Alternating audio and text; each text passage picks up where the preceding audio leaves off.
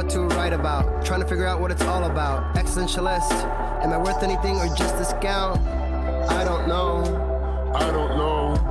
I don't know. Spending time all alone, sending my songs to the phone, dreaming of a better home, while focused on trying to hone this craft, witchcraft. I hope the Bluez let this last. I don't know.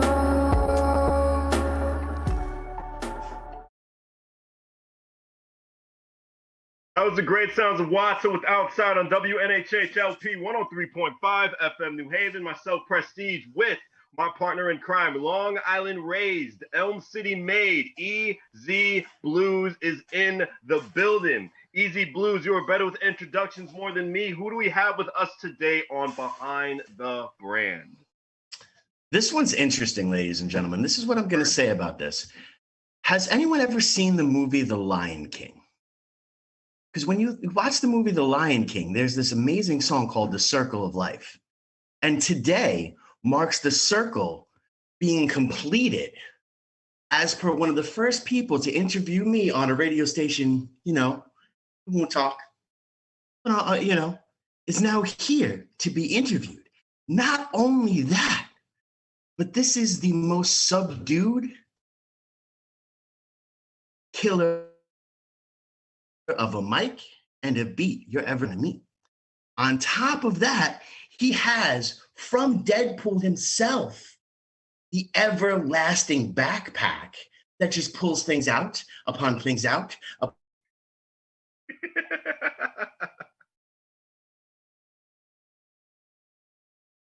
kind of froze a little bit. Oh man, introduction was so strong. Nah, I'm loving it. I'm loving it. He was on a roll too, man. Easy was on a roll. Oh my goodness. Oh my goodness. We were on a roll and then it was just so strong, it just stopped. It's crazy. It just stopped, It was the minute you got the backpack. The backpack has a Wi-Fi jammer. That's what that is. I'll be forgetting sometimes. I forgot the answer. Yeah. There you go. Just give me 1 second. I'm about to switch over to my hotspot because, it's raining. Yes, it is. It's yucky out, so. Yes, it is. But yeah, this man, right. But this man, no joke, yeah. and I say this with all respect and love in the world. This is by far the most underrated, the one you're never gonna see coming. I want you to put your hands together, not if you're driving. If you're driving, you keep your hands at 10 and 2 because we don't want you to crash. But put your hands together for the amazing young Reese. I love ya. Hello. Good morning. Good morning. Noon, Reese. What's good, man? I'm doing well. Everything is good. I'm just getting ready for beat tonight. Zilla's having a battle. Regular death. Mm-hmm. And I just wanted to start off, man. I know your name is Young Reese, but I just want to hear about your childhood, man. Tell me about some of the amazing memories you had musically. Because you come from a great background, PA, Fireman, Millennium Falcon, so many great people who contributed to New Haven music, man. So just give me some of your favorite memories that you had with them as a younger Reese. Even before Fireman started making beats, because that's who actually I was around when I started making music. He was actually the first one I ever wrote with, like, honestly, Fireman. But my mother, she was a singer, and she was in a gospel group called Youthful Praise before they started up. But this back in the 90s, early 2000s, and this is Sport, Connecticut. My godfather is the one that started Youthful Praise along with my uncle JJ Harrison. And I just always been around music. My grandfather made music. Unfortunately, I didn't get to meet him. He passed before I was born, but he's sort of a New Haven legend. He's a bass player. He was a bass player in New Haven, Connecticut, and is a phenomenal singer, as I'm told. I just come from, I'm born into music. Like, music has always been life to me. It always gave me a reason. Word. That's awesome. Word, definitely. So it's been your therapy ever since birth, pretty much. Yeah, I was like 3 years old in the car seat rapping Shook One. Like that's it. Well, That's the type of kid I see. Well, this makes the Lion King reference, also perfect because you were young Simba. yeah, yeah. It's the way that I see that I'm doing this music thing now, production and artist wise. I am a young king in this industry. Period. There you go. And you still got much to learn. You still got much to learn. But I think one thing I like about you, Reese, is you are a sponge. When I first met you on Chapel Street with the radio station I was working at, you were always trying to get information just from anybody, because you were just willing to learn. And man, that was just so long ago, about like 6 years ago. But just time goes by so fast. Honestly, around that time when I had met Yeah. you, I was trying to do everything I possibly can to learn the industry as much as I can because it's hard to do this without a manager. So you're really doing it for self. And I'm at a young age. At that 5 years ago, okay, so I'm 25 now. I probably met you when I was 18, freshman. I was turning 18. Wow. So like you gotta understand, I was already doing music since 13 by then, so 6 years possibly. And I already done seen like the worst of the worst and the best of the best. I've been at shows, I've been at holes in the walls, like I've been through a lot already by that time. So just learning things, it helps with the grind. Yeah, I remember going to the producer tournaments. That was pretty much like my first year actually going into radio, and I think that's when I like saw you there because there was like different producer tournaments. Actually, it wasn't tournaments; it was showcases. I remember Fireman and Christopher Woods, C. Woods. They were just going around like different towns, like West Haven, New Haven, obviously, and just like different stuff upstate. And they were just showcasing different producers. It was our family. It's basically everybody that you'll see on Beat for Beat right now. But yeah. So those producer showcases around the time you were coming, those were my first producer showcases. I've never been a producer before. When I met you, I just started making beats, and I started learning from Zilliman. Yeah. And then I just went to the fire because everybody was telling me I needed to. I'm not the type of person to jump into competition like that, but yeah, you have to. You have to. Most definitely. And just tell me how impactful was Zilla to you? Because I remember the first time you guys met, it was just instant chemistry. Both of you were just going back and forth, just talking about different hip hop albums that you liked back in the day. And it just felt like a big brother and a little brother just talking in the same room and just vibing. And I think he got so proud when you made your first actual, production mastered beat there. I mean, like you were there as it felt like Karate Kid. It really felt like Karate Kid. It honestly did feel like Karate. No experience, and then you see me work for it, and then I'm showing off the work. Yeah, it was a big brother type of situation because when I was working with Fireman, I would ask him how to make beats, and he would show me a couple things here and there, but I wasn't really privy to Fruity Loops. But when I'm over at Other Radio, I had nothing but time and day chilling with Zilla, and New too. New is a big point of learning how to make. Absolutely, can't forget about it. Advertising, showing me how to keep things on beat with patterns. But they just showed me a lot, and I think that's how that connection happened. Just teaching me certain things and seeing that, like you said, I was a sponge. They just see what I would take and see how I would end up using it. And I did pretty well, honestly. It was absolutely wild. It was wild, like, cause I don't know how to play instruments except for the drums. I kind of could read music here and there, but at the same time I can't. So it's wild, and it came so freely. It really did. It really did, man.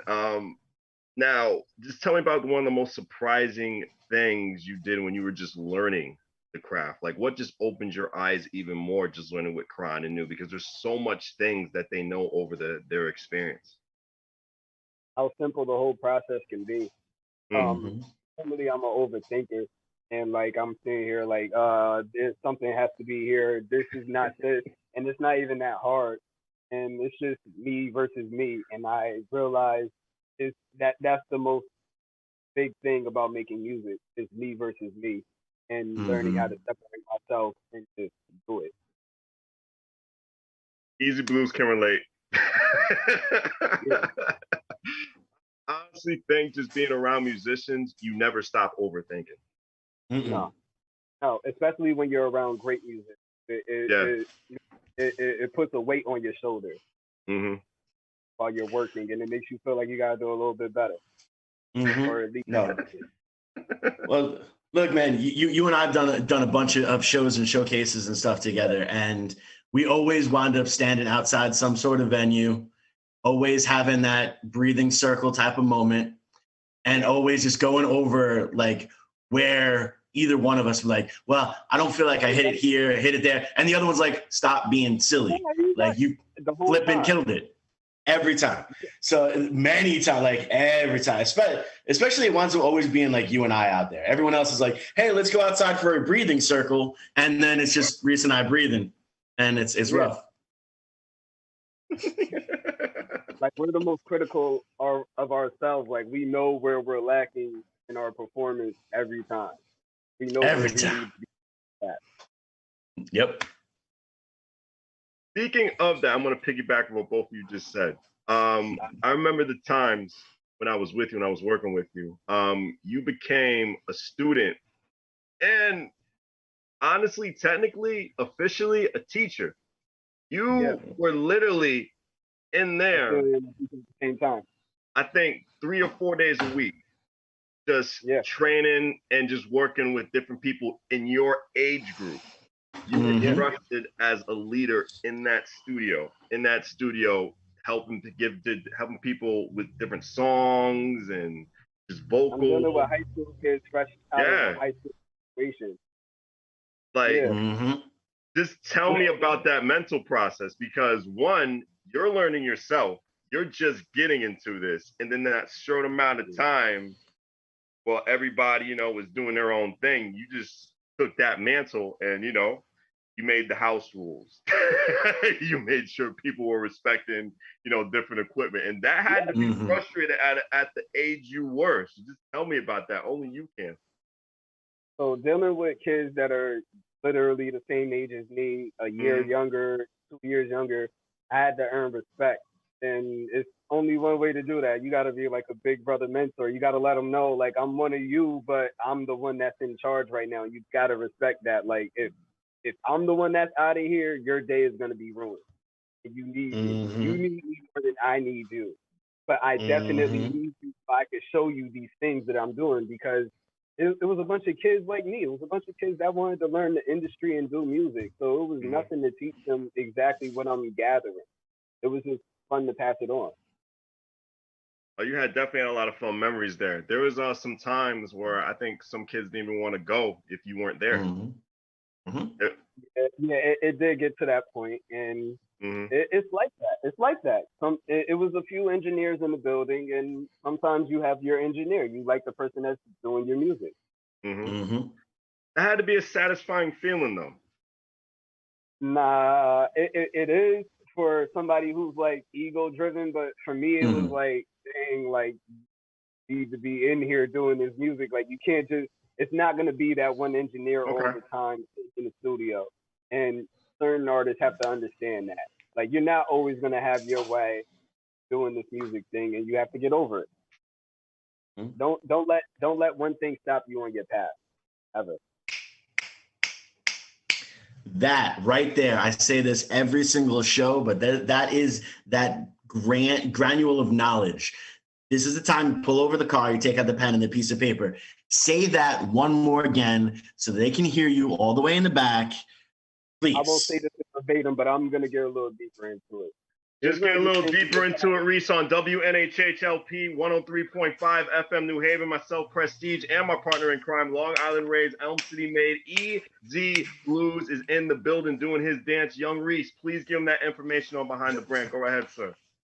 No matter what you're doing in life, when you have a goal and you're driven out to get it done and do what you have set, it's going to be things in your way. It's going to be roadblocks, and you have to get over every last one of them, because these roadblocks only pop up when you're getting somewhere, when it's actually a step behind it that you're trying to be like, yeah, I'm here. This is a goal. This is what I set, and then you see and you're able to go to the next one. Never let one thing stop you. Never let one thing stop you and get in your way. Ever. Most definitely. Um, Please tell me you were in a tournament and I think you beat Kronzilla in a tournament, in a producers tournament. I think it was downtown New Haven. Please tell me You're talking about about that and what was going on through your head. Was it a surprise? Was it just like, what's going on? What was going through your head at that moment? all right, so that whole night I won the whole tournament, and it was Swing Mob. I was going against my whole team. I was going against Fireman. I was going against Nunu, and I was going against Zilla. But because it was only four of us, it was Zilla and me first, and then it was Nunu and Fireman. I'm going against Zilla, and this is the guy that's teaching me who taught me how to make beats. So it's kind of wild because like I know exactly what you have in your vault. You know exactly what I have in my vault. If you play this joint that I know you're going to play, I have a real chance of losing. And that's the way I was taking it. I was thinking like, dang, this is the night for me to lose or to show myself. And I forgot what I played, but somehow, some way, I ended up getting past Zilla, and that was a shock of the night to me. Like the rarely the teacher before they're ready to like go against the teacher. Like on the first try, nah. That was the first time of me going back to back with Zilla like that. But you know, in a way, he kind of had to be proud because you always want the person you're teaching to be better than you. That's the whole point. I'm pretty sure he was. Knowing him, he's normally like after almost every performance, after every beat show that I've had, he'll be patting me on my back like, yeah, you did good tonight. Yeah, yeah, yeah, yeah. You know how Zilla is. Yeah, Zilla is definitely Zilla's actually pretty much one of my best friends. Honestly, man, he's been family. I've been to Thanksgiving at his house, and Christmas at his house. Numerous times I saw you going in there, man. It's a good family feel. I think he's one of the first people I know that has accepted me. Oh, we just lost Easy for a second, but you know, I'm still with Young Reese on behind the brand. That took me and set me for who I was. You know, I was just some kid who didn't know anything about the business, and he just like told me just different ways. And I networked with a lot of great people, and I think you were one of those great people I networked with, and we just made something happen. Um, we went to producing side. Tell me about the rapping side. How did Kronzilla make you a better rapper? Actually, a better performer, honestly, because you two actually, when you on the stage, it's a great chemistry to see. All right, so working with Zilla musically as an artist, it changed a lot because I was only working with Seawood and Fireman on production, so I get a whole new side. 2010 Coalition had got a beat from Nunu, and then I had met them through a couple of producer showcases that was happening in a warehouse in West Haven years ago before I came to Bluez. Right. So I'm sitting here listening to beats and stuff, and the one song that I ended up getting on the radio that we were working at, and it was just a project. I was just working on something to see how far I could take something to get the attention of people, and it was like a letter to hip hop. So it was like my breaking feelings to hip hop, and I realized then that I was getting a little bit more emotional in my music, and that's kind of a plus depending on how you do. So like I opened up a whole new side of myself writing. And then performing, getting on stage. It was just me and my brother on stage. Normally I would be on the stage with a couple other guys. I do like maybe two tracks, but now I'm a solo artist. I'm not in the group anymore. I'm not with Coalition. I'm a solo artist. So I have to do something to get a draw to make you want to have me come back to every single show that you have. I'm trying to work with promoters, networking. Hmm. Speaking of that, I'm picking back off that too. Coalition Hip Hop. You've been touring with them for a little quite some time now, with PA, with DJ KJ, and the Professor, and just going out to different states. How did that make you a better person and a better person with networking? So when I'm gonna say this for New Haven artists that'll be watching this, Connecticut artists. when you step out of state, because I went to New York, I went to Maine, I was supposed to go to Virginia. I had a few shows that was out of state. Mhm. So when you go perform out of state and you get the love from out of there, and it's different when you're home, because at home it's normally just your friends and your family that'll pop up at these shows, and it'll be every single show. But you get a new crowd, you get a new acceptance, and it was just freeing. Like it made me feel like I'm able to build music outside of Connecticut. I like because when I'm here, it feels kind of trapped almost. It feels Mhm. like it's not gonna get any much further than just outside of Connecticut. The love here, the love shown here is different anywhere, but if you make it in Connecticut, you can make it anywhere. I said. Good mindset to have. That really is. Tell me about your experience in what was that, Maine or Vermont? It was way up there in the Northeast. You were at, I think, with some type of little like dive bar music venue. What bar was that? And just tell me about the whole scene and how they introduced hip hop. How were they All right, welcoming to the music?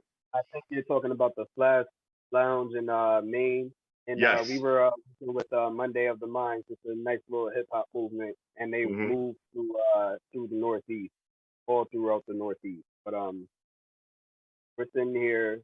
It's a nice little bar area. It's a bar. And normally I'm at a bar anyway. It don't even Right. matter. But it's open floor, no stage. There's a little booth behind this little stage area where performers are normally at, but you give me an open floor, I'm gonna walk around and get everybody's attention. So this is what I was Absolutely. doing. There's mad different spots. People are talking. You know how performances are. Yes. Especially in bars. It's just people enjoying their time there. Sometimes they're listening to music. Sometimes they're not. I'm gonna get your attention. I'm this type of person. You're gonna have to hear me while I have this microphone. I have to but I'm sitting there and I'm with good people and I'm bringing out this good music. I'm bringing out Fireman. I'm bringing out KJ. He's doing my set. PA is bringing me out. Zilla came to a show. I think Gia ended up performing with us one time out there. Like it was just good vibes and the trip out there was fun. The trip back home was fun. It was a good time. I love good time. Oh, absolutely. Absolutely, man. You always have a good time, and especially with the people that you connect with. And with connecting, um, I know you mentioned the group's name earlier within this broadcast, but tell me in your point of view, young Reese, about the whole formation of the Swank Mob, of Fireman, yourself, Cruz, Hells, what was going in through your head when this, all the superpowers just formed up to create this great musical experience that we're listening to independently. It kind of felt like unreal in the moment because it's Hmm. like we're all just friends. Like we're all family. Fireman's my uncle. Zilla is like he's a big mentor, father figure to me. And like we it was Nunu with us and Marshall Cruz. Nunu was in spirit. I don't think she was with us the night we had said this is official. It was me, Zilla, and Marshall, and I think you were there. But we were just working in the studio like normal. It was just music. We were working on songs. I think I was recording Marshall and Zilla happened to come in off of work and we just started doing some more and it's like, yeah, that beat is fire. That beat is fire. Yeah, we should be a team. Yeah, we're already like a team. So what's the name? Here's Fireman. Yeah, nah, we swank as ever. Yeah, Swank Mob. And it's just like it flew all together all at the same time because we were already a team. And then we started voting people in because Right. we needed to be a little bit bigger. We are a team of producers. That's how it started out. We were a team of producers, but we're also artists and performers at the same time too. So we might as well just make this full fledged thing. Best of both worlds. Yeah. Word, I'm with that. Are there enough members within the clique or new members? Will we see new members in the future? Oh no, guy. Um, it's it's I don't know. It can be new members over time, like I Right. guess, but right now it's we're working on the project. We're working on music. That's all we're trying to do is put out music. You guys put out great music. It's great being a spectator for you guys, because I think you guys work and network as a sports team. It's like I feel like I want to announce just every strategic move, and you do. I remember one time. We could get you in the payroll. You're part of the team already. You know that. You're in the freaking chat. I remember one time I saw you guys perform at the Cellar. You guys huddled up like a little sports team, and you and everybody was in peace. It was just like a little chess. It was so hard to tell the audience verbally about this, but I remember you guys huddled like a football team on the stage, and each person from the group just went out and just performed their own way, and it was a great thing to see. It was a really great thing to see. I think you had at least, yeah, you had at least the whole stage just applauding for you guys. And you guys weren't even a headliner. You guys are just right smack dab in the middle of that. I mean, Easy is my witness. He can agree. He's bobbing his head. Easy knows. Easy knows because most of the time he's on the same card as us. But when you're sitting here, you're looking at these cards and you're looking at these performances, you're talking about Shane Penguin, you're talking about Flank Mob, or the affiliates of. And there's probably numerous affiliates too. Easy, you're muted. Yeah, he is muted. Of course I'm muted. As people know, and if they haven't known, they should completely take note. And this is why they muted, because no one really wants to admit this. Yeah. You cannot really say Shame Penguin without saying Swank Mob. And that's just the reality of it, period. You know, we are 100% aligned. So much so, last Monday, we come out of our rehearsal space. I walk out the door, and there's the Swank Mob. And they say, Easy, what are you doing here? I was like, I'm working, bro. I'm tired. I sweat. Don't touch me. I sweaty. But that's just, it's what it is. And it's what it's always going to be, because there is that level of respect. So much so that we can actually play on the same day, 2 different towns, 2 different venues, and I guarantee you the energy is going to be unmatched in both spots. I guarantee. It happens every time. Mm-hmm. Every time. Seeing in the rookery.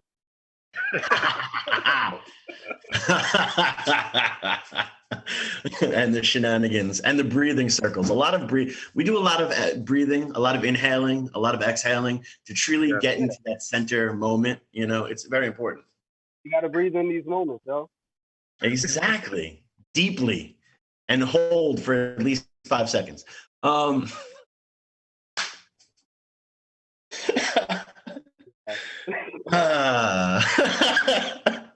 Every time Reese and I get on the air together, no matter what radio station we're on, there's so many weird little subliminals that get sent. It's amazing. Oh God, here we go again. But that's how it is. It's a respect for the business. Like, we really put in a whole lot of work when it comes to in the studio, on stage, in rehearsal, like, and it shows. I believe that's the reason why we respect each other so much. Exactly. Competition, young Reese. Yeah. Tell me about that first time at Beat for Beat. You were going head to head. What was going on? I mean, I was there for the first time on stage, seeing you go at it. What was his name again? Your opponent? It was a Valley by that still. A Valley by that still. Oh, gotcha. You got it. It was a little slow at first. But I think like throughout the night, throughout that whole battle, you guys were definitely going head to head. And just tell me about that and just what was going on through your head within that first battle for Beat for Beat. Fortunately, I was in chaos in preparation for it, and that's what thing, honestly, including myself and work. But I'm sitting here in the moment battling him in the first round, and I realized I think I was going second. And he played, and I'm honestly just playing off of his vibe. Like, the way that I was brought into this battle, he was that asked me, so I need you to step in, da da da da da. And I'm like, yeah, all right. and it was kind of like last minute almost, Mm-hmm. and it wasn't 100% final during the preparation. Like I believe it was issues trying to figure out if it was gonna keep going or if we were gonna skip this battle or what. And they were gonna talk Mhm. about replacing the person I was battling, so that was messing with the way that I was listing my beat. But I just made sure I came with a good pack, with a good pack. I played some joints that I was mad that I played, like, cause they're good, like, cause I realized you honestly, once you play something in beat for beat, you can't play it ever again. Can't take that back. And I kind of played something early. I played higher ground. I didn't want to play that, but that was the last round. Mhm. I think I kind of had the battle at that point where I shouldn't even have played that. But it was just, Right. it was a fun experience. Like, in a battle sense, it, I wasn't battling a friend. I was battling somebody that I have no Exactly. knowledge of. I didn't know anything much of his beat, so I'm kind of nervous almost because I don't know what you're bringing. So I started asking other people instead of me listening if they could listen to them, and Mhm. they gave me some feedback, and I was like, okay, and I just used what they told me, constructive criticism that they How much told me. constructive criticism did you get when you battled a well-known producer, King Rocky, in New Haven? Mm. All right, so the constructive criticism I got was about my mix. It was only one thing, Right. but other than that, yeah, yeah, like it's my mix. It's nothing I could really say. Like going against King Rocky is different because this is also somebody who has basically the same lineage as me. He Right. comes from Prime, comes from DJ Prime, and like that's big New Haven music right there. And then you've been performing music around a bunch of older people since you've been the younger person in the crowd, like in places that you're not supposed to be in. That's been me and Rocky our whole entire lives. Like so that was Yep. kind of that was fun, but it was a family reunion at the same time because I know Rocky. Right. I knew what Rocky was bringing, and I knew what I had to go against. Wow. It was two opposite ends of the same cloth, you feel? I don't know. I just felt like Rocky is a very talented producer, and I'm Yeah. a fan. I always been a fan of him, and he's a big mover in the city, and that's how I was taking it. He's a big mover in the city, and he has a crown, not king for no reason. Mhm. This is true. This is true. I mean, he has a crown, but I see you rocking that wrestling championship belt everywhere you go. That belt wasn't cheap. You got that New Japan belt, that championship belt that you walk with all the time, man. You say you're humble. You say you don't have an ego, but I That, see that big that smile was when from you have that that belt. was There's from my some ego. prestige That with was you. from my ego. That was from my ego. That was for show. Okay, I have props too.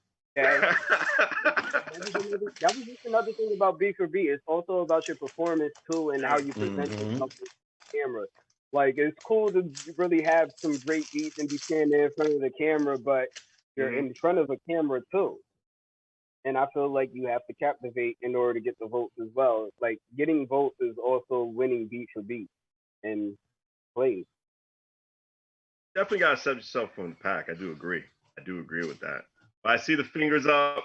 Easy Blues, you have a Yep. light bulb up top of your head Well, on WNHHLP 103.5 FM New Haven. Myself, Prestige, with my partner in crime, Long Island Rays, Elm City made. Easy Blues is in the building, asking a question to our good friend, Young Reese. Go right ahead. well, it's actually more of a statement because this is something that I've noticed now with the different seasons of Beat for Beat. You know, the other producers really have to pay attention as well because the beats that they play, you have Yeah. artists that are sitting there and watching. This is the point in time where you can start to make money and capitalize on that. Bring your A game, not just to beat and demolish the next person, but to fully represent the brand that is you.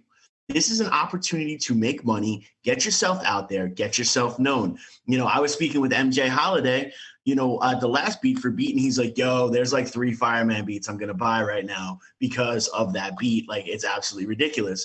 And I've heard it with Dr. Damage. I've heard it with Reese. These are With opportunities, and you want to get there. Yeah. Oh, he got the belt. He got the belt. Got the belt. You know, championship of the world.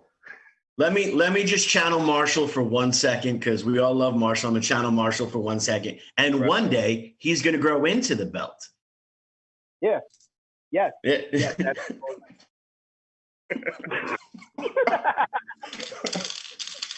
I just felt like Marshall needed to be represented here, you know? Brother, winking out. Heck, exactly. For those of Exactly. you who don't know Marshall, Marshall Cruz is definitely a great part of our lives. We worked with him at our first radio station we worked at. He was a big part of the morning show I worked with Joe Ugly, DJ Rob Nice, Kotick, and all those guys. Also, he is part of the Swank Mob, and he has wrote some articles for I'm about to say WNHH, for the New Haven Independent. He has wrote some articles for the New Haven Independent. He's a go-getter. He definitely is a go-getter. Those who just known him for the first time within our show. One more time, Reese, I didn't hear you. I'm sorry. That is a hustler, true hustler. I love that man. Oh, absolutely. Yep. Absolutely. And that's pretty much your whole group in Swank Mob. Everybody wants something. Wants the world. Nunu wants the world. Zilla wants the world. Kels wants the world. I want the world. Fireman wants the world. I'm just saying, like, the whole Swank Mob, we're coming for your head top. You heard it. Swank Mob versus the world. BX wants the world. Oh, that's right. BX is, more members are coming to the group. Yep. That's right. BX is part of you guys now. Beyond Excellence, a great rapper from New Haven. You say you guys want the world, but let's go back into last year. You guys always have something planned. You're always like 5 miles, 10 miles ahead. What was going on when the pandemic hit? March 2020. You guys always have something planned with shows and everything. Like, what was going on? Like, and I know Beat for Beat was within that whole plan of the pandemic. What at that time, what was going on through all your guys' heads? It really slowed down shows. I just came off of the Full Blast tour with Paranormal Adam, and we were doing those shows out in Maine and Long Island. It's like I just got on the roll with these shows. I'm showcasing new music, which I don't do often, which I do not do often. But I'm out here with these songs, and I'm doing new music too. So I'm bouncing around, feeling productive, and then bam, pandemic hit. Everything slows down, and it kind of everything did slow down till Beat for Beat started, and we kind of got back on our feet, and we're like, yeah, we're back on this music thing. We're back.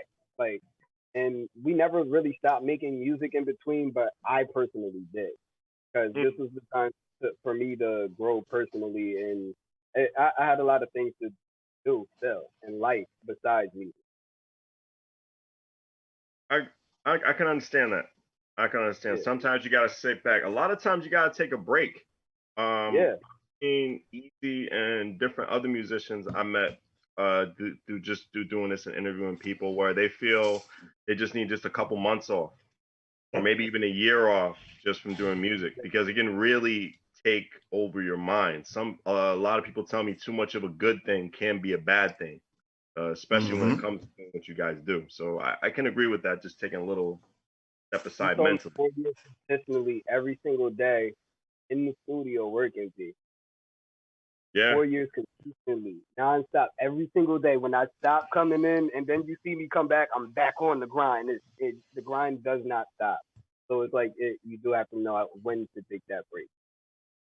Yeah, Reese, I remember you were telling me different conversations that we had where you were, I think it was like up to 2 o'clock in the morning, 3 a.m. Just even working on just one particular instrumental.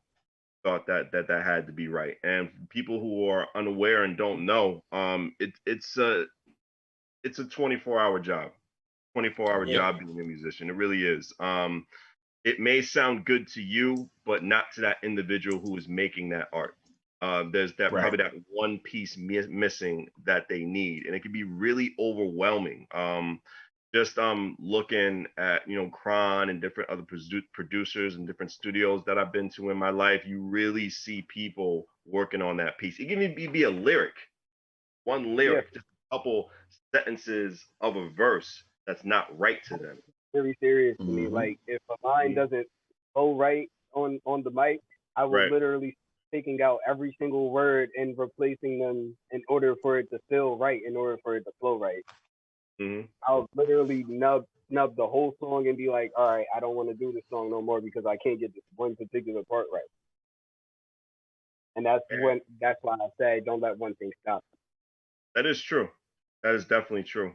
But tell me about one thing though.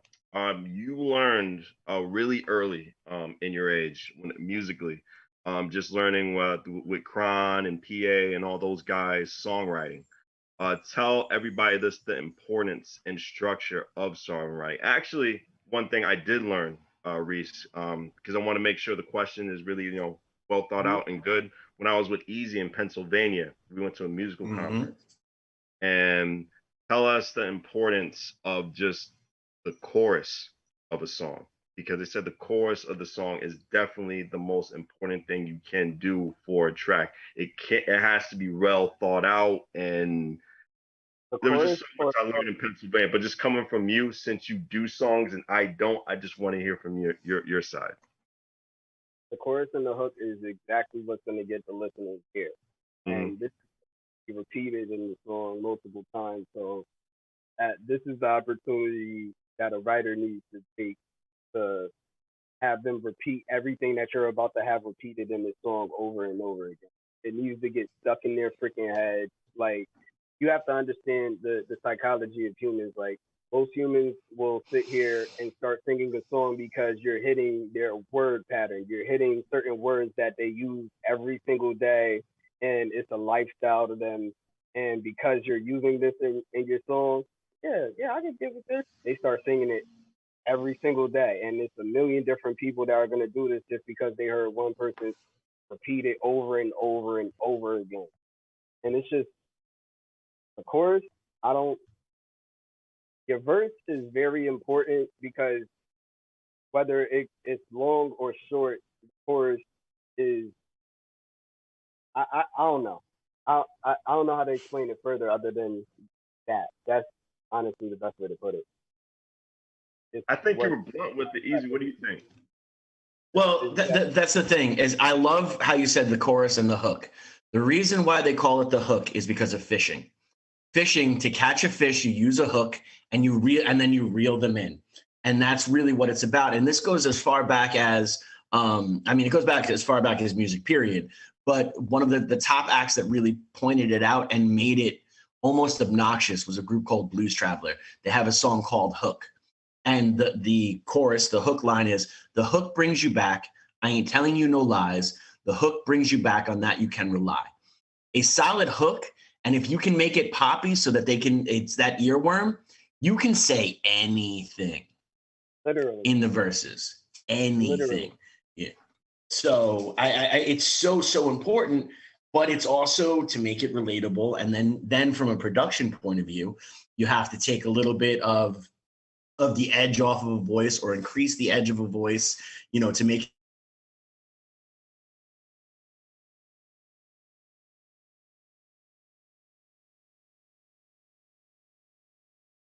Freeze again?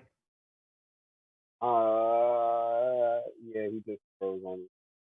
Yeah. I think he froze again. I'm sorry. no, well, like I said, we all love DMX, but there's only about 45 minutes to an hour that I could take getting yelled at. Sooner or later, he's got to talk normal, and that producer's got to be like, hey, stop yelling.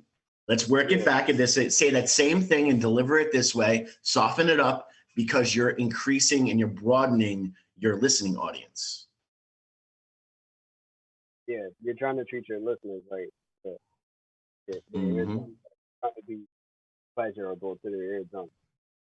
Exactly.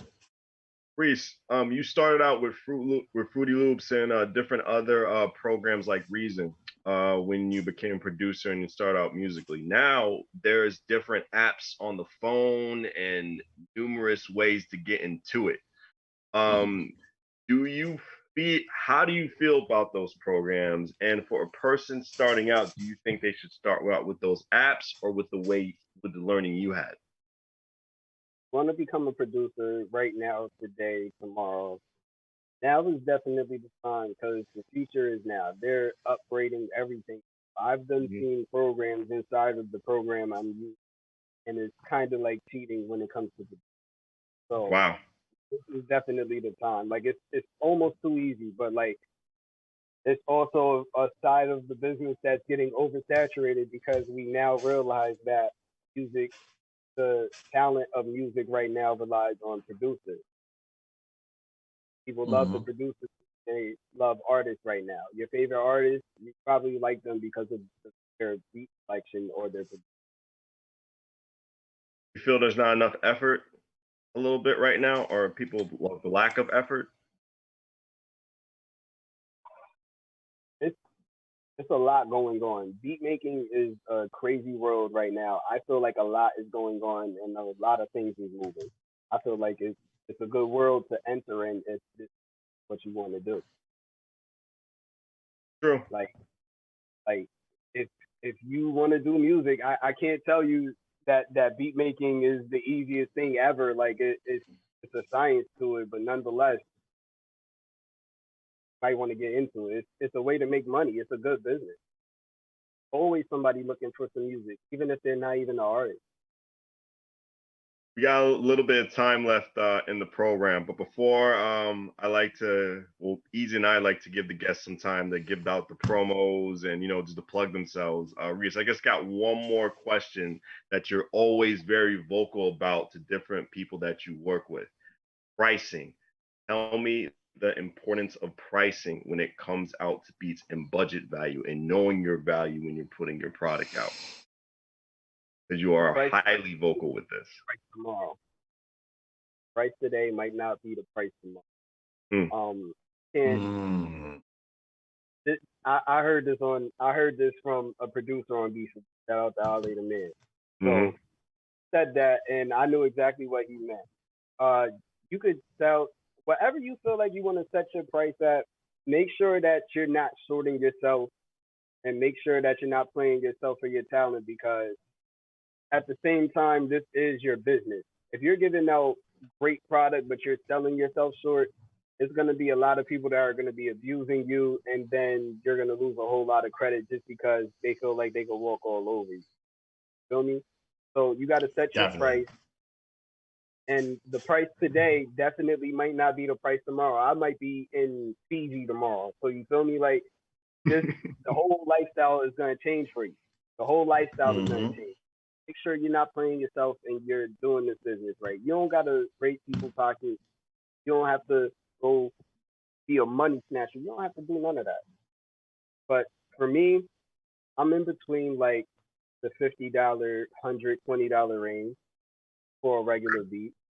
That's fair. That's fair. And that's not Um, beating you.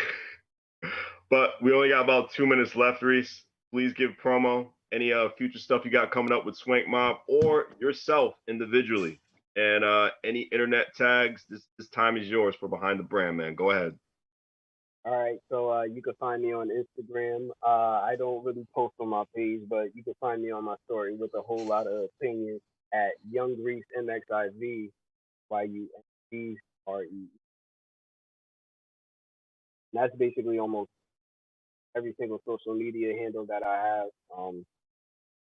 Link My versus the World, Grumpy Old DON is on the way. Shout out to Villa and DX. Swing Mob has a bunch of projects out. Beat for Beat tonight. Uh, yeah, Who's yeah, on that's Beef all. for Beat tonight? Where can we find Beef for Beat? Tell the audience. You can find Beat for Beat on Facebook Live. Search Beat for Beat, and that will be on 9 o'clock, I believe, tonight. Either Hmm. 8 or 9. Gotcha. Double header tonight. I believe it's 9 o'clock tonight. Shire Music is in the battle tonight. Zilla is in the battle tonight. I forget who they're both battling, but I know both of them. And I feel like we're gonna have a good night of music. Definitely. They connect beat for beat. And it's not FOR, it's four for people who, are in the loop. Four, the number four, beat for beat.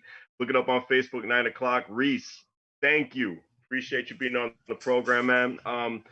So those who are trying to watch on Facebook, it's a little down right now, but the show will be out a little bit later in the day. You know what I'm saying? Weather issues. But Reese, so much for being part of Behind the Brand. Appreciate you.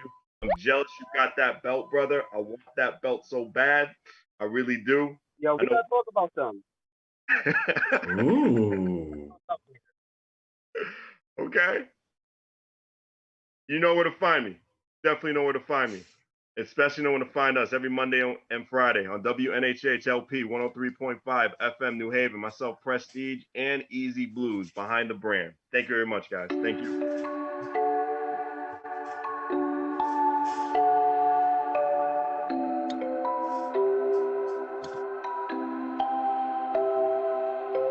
Wondering what to write about, trying to figure out what it's all about. Existentialist, am I worth anything or just a scout?